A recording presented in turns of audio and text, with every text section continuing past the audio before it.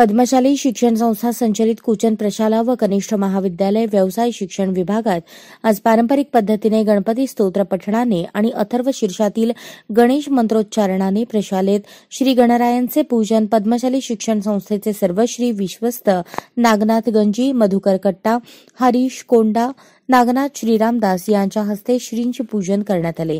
या प्रसंगी 5वी 6वीचे सर्व विद्यार्थी तसेच प्राचार्य युवराज मेटे, उपप्राचार्य अनिल निंबाळकर, उपमुख्याध्यापक मधुकर धर्मसाले, पर्यवेक्षक दत्तात्रय मेरगू, प्रणिता सामल, मल्लिकार्जुन जोकारे तसेच सर्व शिक्षक, शिक्षकेतर कर्मचारी उपस्थित होते।